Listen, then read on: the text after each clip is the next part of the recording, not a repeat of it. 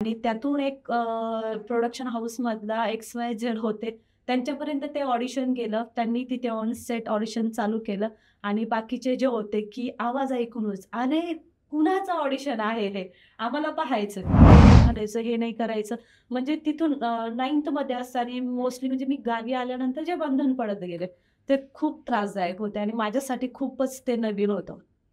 तर असं झालं की गावी आहे, मग भावंडं पण, की जे कंटिन्यू लहानपणापासून गावी राहतात, शेतकऱ्याच्या मुली आहेत किंवा जे शेती करतात, त्यांनाही शेतातलं एवढं येत नसेल तेवढं मी करू शकते. सुपर. म्हणजे अगदी कोळपणी, नांगरणी, खुरपणीपासून सगळं काही टू झेड आणि चुलीवरचा स्वयंपाक आहे. सुपर. ज्या इथपर्यंत पोहोचल्यात किंवा जर तुम्हाला लाईफमध्ये खूप लवकर वरती जायचं असेल ना, तर मग हे करणं गरजेचं आहे किंवा मग असं होतं, सर्रास होतं, यांनी केलं, त्यांनी केलं, पण मी त्यांचं काय करू?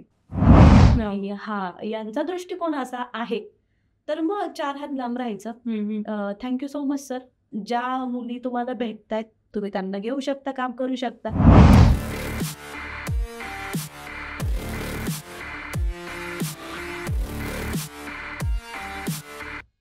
नमस्कार, एम-एल-ए टॉक शोमध्ये तुमचं मनापासून स्वागत आहे. असं म्हणतात, ग्लॅमरस म्हणजे किंवा बाह्य सौंदर्य नाही, तर आतून येणारा आत्मविश्वास आणि चमक असते. अशीच एक कॉन्फिडंट आणि ग्लॅमरस हिरोईन आज आपल्यासोबत कॅन्डिड गप्पासाठी आहेत. आजची आपले गेस्ट आहेत किरण नाईकवडे पाटील. हॅलो किरण, कसं आहात तुम्ही? हाय, मी खूप छान. कसं वाटतं तुम्हाला इकडे येऊन? मस्त. आणि पहिली गोष्ट तर आवाज घालू नका. ओके, येस येस नक्कीच. ओके. सो किरण, कसं वाटतं? मला अगदी छान वाटतंय तू इथे मला बोलवलंस आणि खूप साऱ्या गप्पा गोष्टी होणार आहे. तू खूप सारे प्रश्न विचारणार आहे. सो छान वाटतं. ओके. सो आता आगामी चित्रपट म्हणजे 15 तारखेला जो रिलीज होणार आहे पाणीपुरी, त्याबद्दल तर आपण बोलणारच आहे. नक्की. तुझ्या जर्नीबद्दल आपण बोलणार आहेत आणि बऱ्याचशा गोष्टी आपण इथं कॅन्डिड गप्पाच होणार आहेत. तर सुरुवात तुझी कशी झाली फिल्म इंडस्ट्रीमध्ये? ओके. अगदी गेल्या 3 वर्षापासून मी या इंडस्ट्रीमध्ये काम करते. सुरुवात अचानकच झालेली आहे. असं काही गोल्स नव्हते की मला ह्या इंडस्ट्रीमध्ये करिअर करायचं आहे. माझं करिअर म्हणजे PSI पोलीस ह्या फील्डमध्येच होतं आणि मी तशी तयारी करत होते. एक्झामही दिल्या आहेत.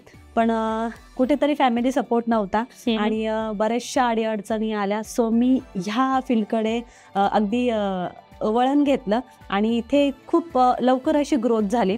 खूप छान माणसंही कमवली मी आणि अगदी क्लीन वर्क करून मी ह्या स्टेजपर्यंत आलेले आहे. तर त्याचा एक प्राऊड आहे मला आणि नक्कीच मी पुढे पुढे सांगेलच. नक्कीच. हां. तर खूप साऱ्या अगदी लहानपणापासून ॲक्टिव्हिटीजमध्ये मी आधीपासूनच ॲक्टिव्ह होते आणि अगदी नकळत कुठेतरी कॉम्पिटिशन चालू झाले, रॅम्प वॉक, मॉडेलिंग आणि एक कॉम्पिटिशन म्हणून मी त्या फील्डमध्ये गेले आणि पहिला शो केला आणि तिथे फर्स्ट प्राईज भेटला. तर तिथून माझ्या अपेक्षा वाढत गेल्या आणि आधीपासूनच सिरियल मूव्हीमध्ये ऑफर तर येतच होत्या. मग हळूहळू करून की इथे जर ग्रोथ होती आणि आहे ते टॅलेंट, तर यामध्ये का करिअर करू नये मी, हा विचार करूनच मी ऑडिशन द्यायला स्टार्ट केली. आणि ऑडिशन देता देता आधी स्टार्टिंगला तर मी एक अगदी लहान शॉर्ट फिल्म केल्या आणि त्यानंतर काहीतरी मोठं करायचं आहे म्हणून मी त्या दृष्टीने पुढे वाटचाल केली. तर पहिलंच ऑडिशन मी बाळूमामाच्या नावानं चांग भरलं. ही अगदी सेकंड लॉकडाऊन पडला होता आणि त्यामध्येही बाहेर निघायला चान्स नव्हते. तर सेकंड लॉकडाऊन होता, मध्ये मध्ये आपण बाहेर पडू शकत होतो. तर तेव्हा मी पुण्यावरून गाडी करून मुंबईला गेले डायरेक्टली आणि माझ्यासोबत बरेचसे फ्रेंड्सही घेऊन गेले की मी चालली तर तुम्हीही चला. आणि ऑन सेट तिथे गेल्यानंतर आतमध्ये तर एंट्री नाही भेटली आम्हाला गोरेगाव फिल्म सिटीला. तर बाहेरच बरेचसे त्या सिरियलमध्ये काही मला माणसं भेटले. तर ते त्यांचं असं म्हणणं होतं की हा आम्हीच कास्टिंग डायरेक्टर आहोत, आमच्यामुळेच होईल किंवा आम्हीच.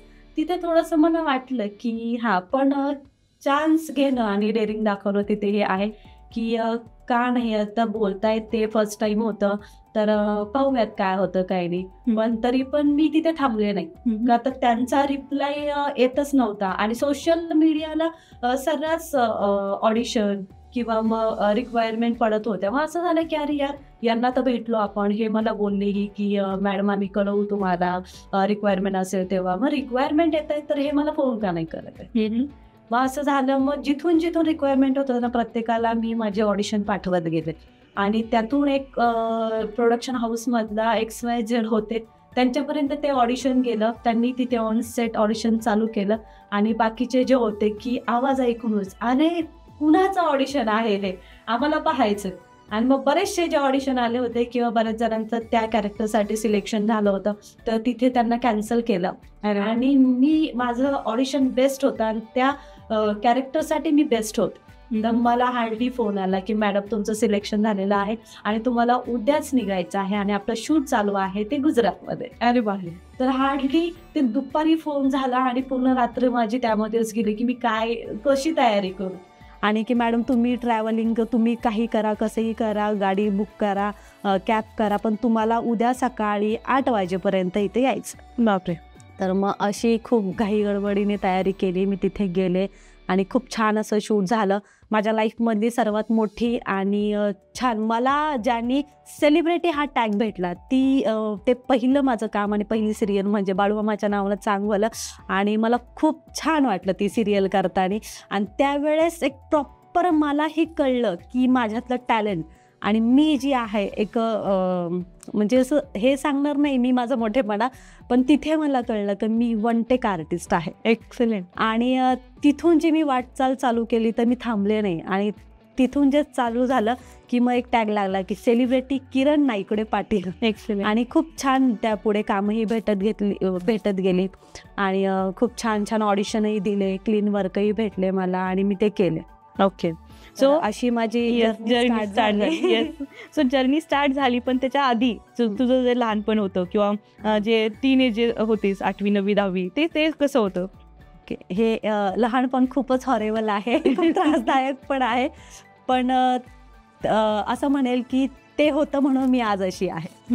लहानपण असं होतं की माझा जन्म ही मुंबईचा. मी लहानपणापासून मुंबईलाच, ऑल फॅमिली, मम्मी पप्पा भाऊ मी आम्ही सगळे मुंबईलाच राहत होतो.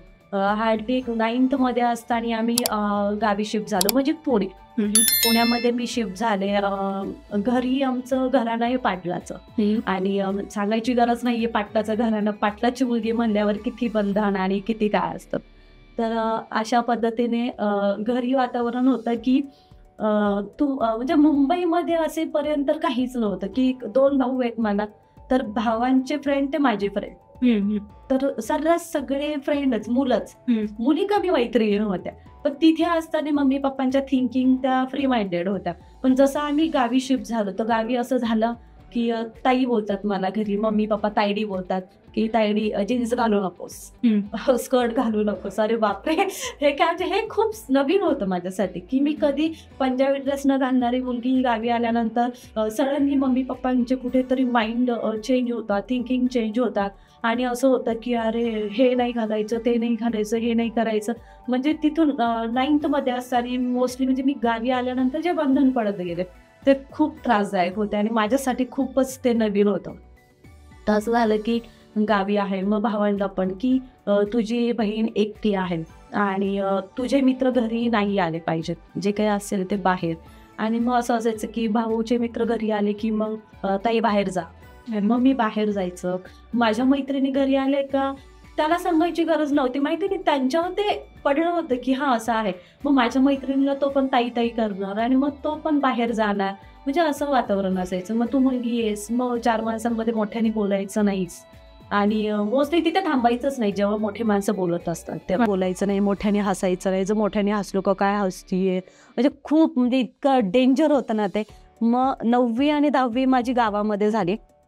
मग तिथे असं असायचं की गावामध्ये आल्यानंतर मुंबईची मुलगी गावी आली आहे, मग ती जे मुलं त्रास देतात ना, हो की दिसायला छान आहे, मुंबईची आहे. मग ते 9वी 10वी खूप कसं तरी काढलं. पण तिथे गेल्यानंतर मला हे माहिती होतं ज्यावेळेस ही गोष्ट घरी कळेल ना त्यावेळेस माझं शिक्षण मात्र स्टॉप होणार आहे. हो.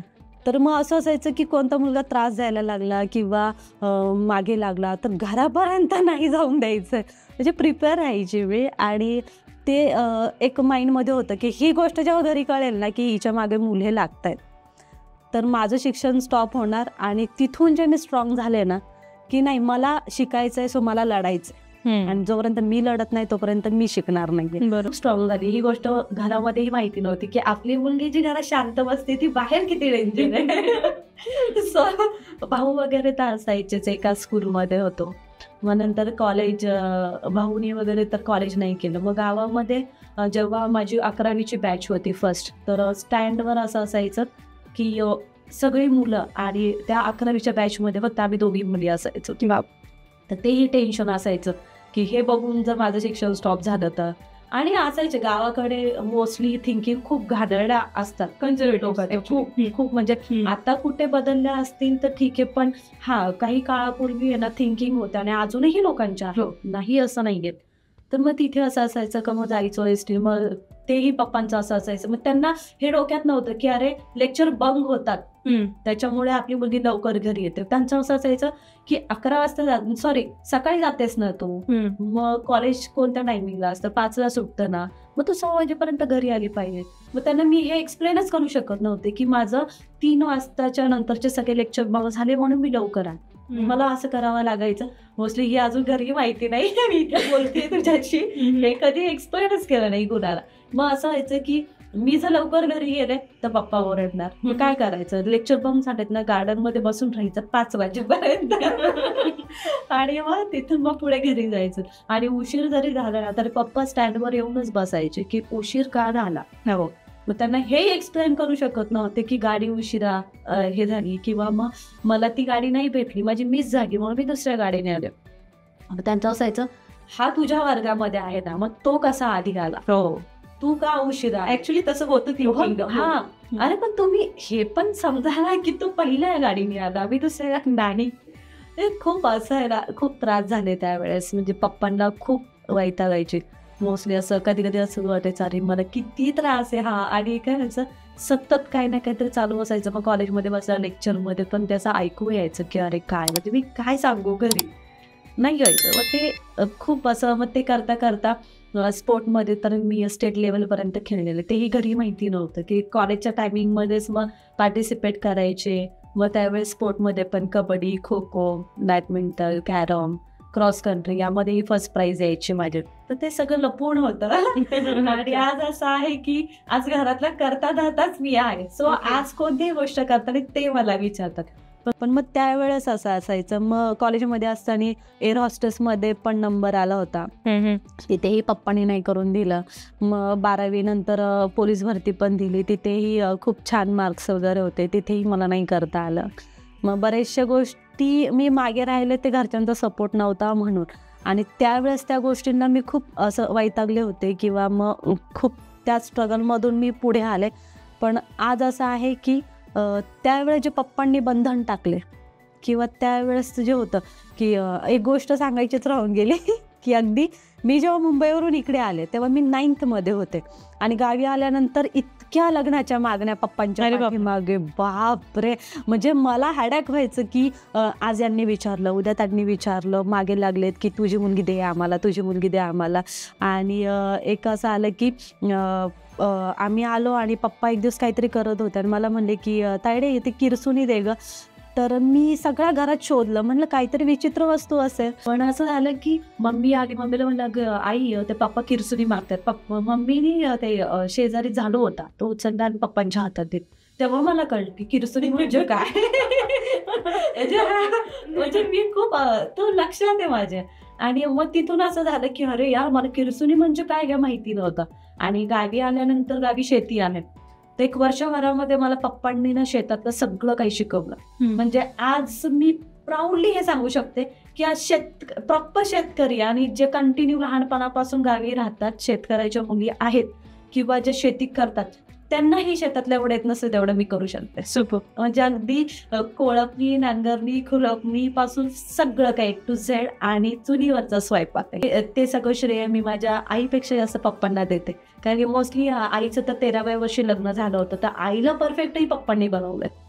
तर ऑब्विसली पप्पांचा तो दरारा ऍक्च्युली पप्पा प्रोटेक्टिव्ह होते, हो कन्झर्वेटिव्ह म्हणण्यापेक्षा प्रोटेक्टिव्ह होते, हा. की आपली मुलीला कुठेही हे होऊ नये म्हणून त्यांनी हा. प्रत्येक वेळेस तुला अपोज केलं, म्हणजे प्रोटेक्शनसाठी अपोज केलं. म्हणजे पण त्यामधून पण तू स्ट्रगल करत करत एवढ्या पुढं निघून आलेस की आता की तुझ्या विचाराशिवाय कुठल्याही घरचं पान हलत नाही. नाही सुपर सुपर. सो पहिली जेव्हा सिरियल मिळाली तुला, तेव्हा तुला घरच्यांची रिॲक्शन काय होती?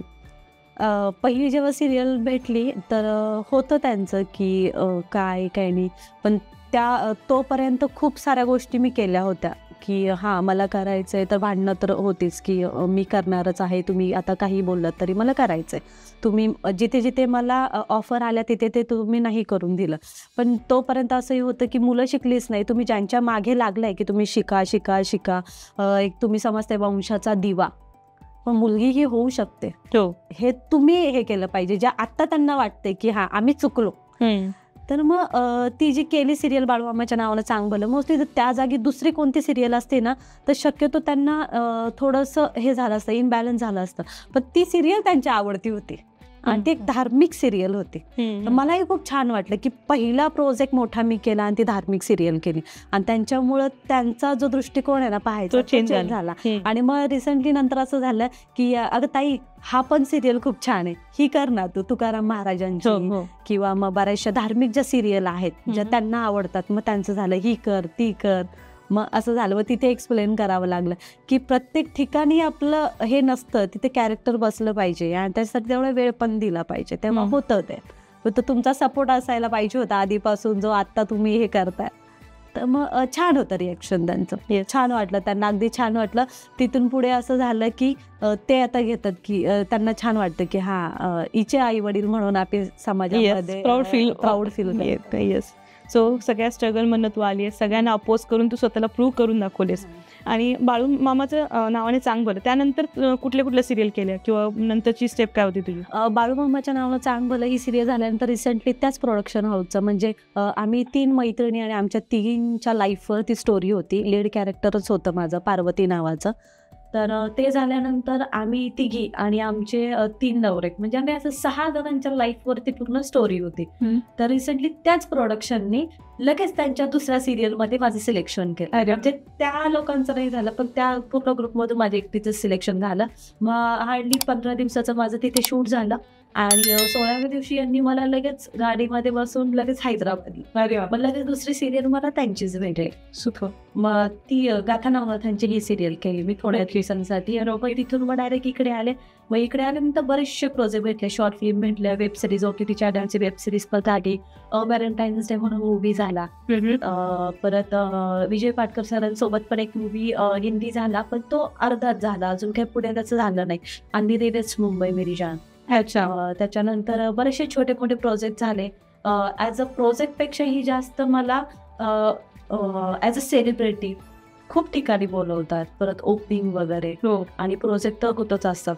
त्याच्यानंतर मॅगझिनवर फ्रंट पेजला पण ॲज अ मॉडेल म्हणून, बरेचसे डिझायनरचे शूट चालू असतात ॲज अ मॉडेल म्हणून, मेकअप आर्टिस्टचे प्रमोशन शूट चालू असतात. हे सगळं शूट कुठे ना कुठे तरी चालूच असतं, म्हणजे कुठे थांबले नाहीये, काही ना काही ते करते. त्याचबरोबर सोशल वर्कर पण आहे मी, तर बऱ्याचशा पोस्टवर आहे महाराष्ट्र लेवलला, महाराष्ट्राची प्रेसिडेंट म्हणून. मग पोलीस मित्र झालं, सूर्या ग्रुप झालं, छावा ग्रुप झालं. प्रत्येक ठिकाणी एकच पोस्ट आहे माझी, महाराष्ट्राची प्रेसिडेंट. खूप सुंदर, खूप सुंदर. महाराष्ट्राला रिप्रेझेंट करते आणि आपल्या ग्रुपचं नाव पण महाराष्ट्रीयन लेडीज असोसिएशन आहे. बरोबर, खूप मस्त. आणि आपल्या MLA ग्रुपला पण अगदी 5 वर्ष जॉईनच आहे. तर मलाही माहिती नव्हतं अगदी हा ग्रुप आपला आहे म्हणून, पण हा एक लेडीज ग्रुप होता म्हणून तिथे प्राधान्य देणं खूप गरजेचं आहे. सो मी तिथे आधीपासून आहेच, आणि छान वाटतं अगदी तिथे जेव्हा आपण पाहतो की आपल्या मराठी ज्या लेडीज आहे, ऑल सगळ्या आहेत, ज्या स्वतःच्या पायावर उभ्या आहेत, स्वतःचं टॅलेंट वापरून त्या बिझनेस करतात. बरोबर. आणि त्यांना सपोर्ट करणार आहे. मला अगदी छान वाटतं की मला नाही, पण यांना सपोर्ट भेटला आणि करतायत. त्या सपोर्ट काही प्रमाणात भेटतो, काही प्रमाणात स्वतः स्ट्रगल करून पुढे जावं लागतं, आणि अशा सगळ्या गोष्टी आपण ग्रुपवर पण बघत असतो. सो आगामी जो चित्रपट आहे आता आपण त्याच्याबद्दल बोलूया. सो पाणीपुरी कसा मिळाला तुला? पाणीपुरी सगळं श्रेय जातं माझा फ्रेंड आहे सचिन बांगर याला, की लाईफमध्ये फ्रेंड्स भरपूर असतात, पण आपल्याला जो पुढे घेऊन जातो आणि आपला जो विचार करतो त्याला म्हणावं आपण खरं फ्रेंड. तर बोलण्यापुरतं नाही, म्हणजे याचं माझं रिलेशन एकदम फ्रेंडशिपचं असंही नाहीये की खूपच अगदी हे एका इव्हेंटमध्ये असं सहज भेटलो होतं, तिथून आमची फ्रेंडशिप झाली. नंतर आम्ही एक ॲड शूट केलं दोघांनी पण, आणि तिथून पुढे नॉर्मली कधीतरी बोलणं चालणं असतं. पण एक असतं ना की समोर आपण भेटल्यानंतर आपल्याला कळतं की ही व्यक्ती कशी आहे. तर ते त्याच्या माइंडमध्ये होतं, अरे खूप छान मुलगी आहे, कष्टाळू आहे, सगळं करतीये. हार्डली एक दिवस त्यांनी असं फोन केला की हा किरण असं असं आहे, असा असा रोल आहे. तर आधी तर नाही बोलले होते मी, पण नंतर बोलला अगं मकरंद सरांसोबत आहे आणि मीही त्या मूवीमध्ये आहे. अरे वा, म्हणलं छान. ठीक आहे, म्हणलं मी तर नसणार आहे, पण तू अगदी सरांना फोन कर. मग त्यांनी रमेश सरांचा नंबर दिला, मग त्यांच्याशी बोलणं झालं. आणि हार्डली आज संध्याकाळी सांगितलं ना, उद्या माझं लगेच शूट होतं. तर सगळं श्रेय सचिन आणि रमेश सरांना जातं. हे अगदी छोटासाच रोल आहे माझा त्यामध्ये, अगदी जास्त पण नाहीये. पण खूप छान वाटलं, कारण की जे आपल्यापेक्षा सिनियर आणि अगदी स्टार कास्ट, तर त्या व्यक्तिमत्वाबरोबर माझा तो सीन होता. कसा होता तो एक्सपिरियन्स ओव्हरऑल मकरंद सरांसोबत काम करायचं? म्हणजे असं होतं की खूप असे छान सिनियर आणि स्टारकास्ट असतील ना, तर थोडंसं मनामध्ये भीती असते, yes. भीती होते की अरे चुकलं तर, किंवा काय, किंवा त्यांना काय वाटेल, किंवा मी सारखं रिटेक केलं तर काय होईल, ते चिडणार तर नाही ना, असे बरेचसे विचार येतात. पण जेव्हा मी ऍक्ट करायला जाते ना, तेव्हा तो 1 टेकमध्ये होतो. मला याने खूप छान वाटतं, आणि समोरचाही त्याला आहे ना इम्प्रेस होतो की अरे वा, लगेच केला हिने, असं छान झालं. आणि सर तर मकरंद सरांचं काय बोलायचं विषयच नाहीये, ते खूप छान असे हे आहेत, ग्राउंड टू अर्थ आहेत. जेवढ्या मोठ्या सेलिब्रिटी सोबत मी काम केलंय ते खूप छान कॉन्टॅक्टमध्येही असतात, बोलतात, म्हणजे मोस्टली सगळ्यांसोबत. तर छान अनुभव होता. आणि ओव्हरऑल कसं वाटलं हे पूर्ण मूवी बनवतानाचा एक्सपिरियन्स कसा होता? खूप ॲक्च्युली मूवी बनवणं, टीम जे आहेत सगळी टीम खूप परफेक्ट असणं आणि चांगले असणं खूप गरजेचे आहे. तर मी तिथे पाहिलं रमेश सरांची जी टीम होती ती अगदी खूप कष्टाळू, आणि सगळं तिथे म्हणजे एकदम छान पद्धतीने काम करत होते, एकमेकांना कोऑर्डिनेट करून सगळं. म्हणजे मला असं काही त्रासच झाला नाही तिथे की सर हे कमी पडतंय, ते कमी पडतंय, हे वेळेवर नाही, ते वेळेवर नाही. एकदम प्रॉपर त्यांच्याशी टीम आहे. आणि इथून पुढेही मला रमेश सरांसोबत काम करायला नक्कीच आवडेल. की खूप छान वाटलं त्यांची टीम वगैरे बघून. खूप छान वर्क आहे आणि टाइम टू टाइम आहे. ओके, मस्त. त्याच्यामुळं अगदी खूप छान वाटलं. सो हे सगळं जी जर्नी आहे, वर्क लाईफ, सगळं जे शूटिंग्स आहेत, ॲड्स आहेत, ह्या सगळ्या गोष्टी आहेत, पर्सनल लाईफ आहे, तर हे वर्क लाईफ बॅलन्स तू कशी मॅनेज करतेस? असं आहे, घरातला करता धरता तर मी आहे. अगदी मम्मी पप्पा सगळ्यांची जबाबदारी माझ्यावर आहे. तर मी स्वतःला इतकं स्ट्रॉंग बनवलंय ना की हा, मला माहिती मी करू शकते आणि मी ते करते. त्यामध्ये आधी जर मम्मी पप्पांचा सपोर्ट नव्हता, पण आता आहे ते माझ्याकडेच आहे, मी करते. पप्पा आजारीही असतात, तर त्यातूनही म्हणजे असं आहे की लहानपणापासून जो स्ट्रगल केलाय ना, त्याहीपेक्षा आता वाईट काय होणार आहे. पण तिथे मी जी स्ट्रॉंग झाली, तर ऑब्विसली सगळं पप्पांना श्रेय जातं. जर त्यावेळेस त्यांनी एवढं मला त्रास नसता दिला तर मी स्ट्रॉंग असते झाले. मला जर सगळ्याच गोष्टी आयत्या भेटल्या असतात तर ऑब्विसली मी त्यांच्यावर डिपेंड असते. बरोबर. पण आता आहे की जीवभावाची माणसं कमवली आहेत मी. मेन म्हणजे असं आहे की पैसा नाही कमवलं तरी चालेल मला, पण मला मी माणसं जी कमवली आहेत ना, त्याच्यासाठी मी खूप प्राऊड फील करते. बस अपेक्षा नाही आहेत त्यांच्याकडून, पण ते सोबत असणं, त्यांच्या 2 समाधानी शब्द असणं खूप महत्वाचं. सगळं ग्लॅमरस दिसतंय, खूप छान दिसतंय, पण आय एम शुअर की तुलाही कुठंतरी कास्टिंग काउच किंवा ह्या गोष्टीमध्ये तुला जावं लागलं असेल, तर असं काही एक्सपिरियन्स आला का लाईफ? तू अगदी खूप छान क्वेश्चन विचारला, आणि हे गरजेचं आहे बाहेर पडणं. मला तरी असं डायरेक्टली अजून कोणी अप्रोच केलं नाही किंवा विचारलं नाही आहे. पण जेव्हा मी ऑडिशनला जाते किंवा जेव्हा मी कोणाशी कन्व्हर्सेशन करत असते, तेव्हा त्याच्या मनामध्ये काय किंवा तो कोणत्या दृष्टिकोनातून विचारतोय ना, हे मला कळतं. तर ते तसे एक्सपिरियन्स आले आहेत की समोरच्याला काय पाहिजे. पण मग तिथं आहे की जेव्हा आपण बोलायला जातो, एक्सक्यूज किंवा एक्सप्लेन करायला जातो आपल्या दृष्टिकोनातून, तेव्हा त्यांचं असं असतं की मॅडम असं नाही आहे की आत्तापर्यंत ज्या आल्या त्या अशाच आल्यात. अरे तुम्ही कोण डिसाइडेड करणार आहे, आणि तुम्हाला मी हे विचारलंच नाही आहे का, तुम्ही मला सांगा. तर असे बरेचसे लोक आहेत की मॅडम ज्या इथपर्यंत पोहोचल्यात, किंवा जर तुम्हाला लाईफमध्ये खूप लवकर वरती जायचं असेल ना, तर मग हे करणं गरजेचं आहे, किंवा मग असं होतं, सर्रास होतं, यांनी केलं त्यांनी केलं, पण मी त्यांचं काय करू. आपल्या मराठी मला- इंडस्ट्रीमध्ये आहे एवढं सगळं? मोस्टली आहे. ओके. आहे, मी बोलणार आहे. हिंदीमध्ये तर सर्रास होतं, त्यांचे फॅमिली बॅकग्राऊंड तसं असतं, फ्री माइंडेड असतात. इट्स ओके की त्यांच्या पर्सनल लाईफशी कुणाच्याच पर्सनल लाईफशी घेणं देणं नाही आहे आपल्याला. आपण त्यांच्या लाईफमध्ये इंटरफेअर करू शकत नाही. पण आपलं प्रत्येक मराठी माणसाला हे कळलं पाहिजे आपले संस्कार काय आहेत, आपल्याला आपल्या आई वडिलांनी संस्कार काय केले, आणि कर्मा इज अ बेस्ट. तुम्ही आज लोकांच्या मुलीकडे या दृष्टिकोनातून बघताय किंवा काम आम्ही देतो तुम्हाला, पण तुम्ही ही गोष्ट करा. कर्मा इज अ बेस्ट. उद्या तुमच्या बायकोवरती परिस्थिती येईल, बहिणीवर येईल, आईवर येईल, मुलीवर येईल, आणि ती येते. ते आपल्याला करावं लागत नाही, ती येते. तर बऱ्याच ठिकाणी बोलण्यातून खूप जाणवतं मला की हा यांचा दृष्टिकोन असा आहे, तर मग 4 हात लांब राहायचं. Thank you so much sir. ज्या मुली तुम्हाला भेटतायत तुम्ही त्यांना घेऊ शकता, काम करू शकता. ओके. हा, पण एक मनातून खंत पण आहे की ह्या लेवलला पोहोचेपर्यंत मी किती स्ट्रगल केलंय, मी किती पैसे घालवलेत, आणि मी इथपर्यंत आले आहे, किंवा ते माझं टॅलेंट आहे. तर माझं टॅलेंट तुम्ही विकत घेणार का मला? माझं टॅलेंट आहे म्हणून मी तिथे काम करू शकते ना. तर तिथे तुम्ही हा प्रश्न नाही करू शकत मला की मॅडम येस, टॅलेंट आणि ह्या गोष्टीची तुम्ही बराबरी करू शकत नाही करू शकत. तुम्ही टॅलेंटेड नाहीयेत तरी पण तुम्ही ह्या गोष्टीला तयार आहेत. आणि मोस्टली असं होतंही की काही ठिकाणी ही गोष्ट पॉइंट आउट करा की सर्वांसाठी नाहीये, समजने वाले को इशारा काफी है. जे करतात तसे हे फक्त त्यांना लागू होतं, किंवा एखाद्या वाईट व्यक्तीमुळे आपण प्रत्येकाला नावं नाही देऊ शकत किंवा सगळ्यांना जज करू शकत नाही.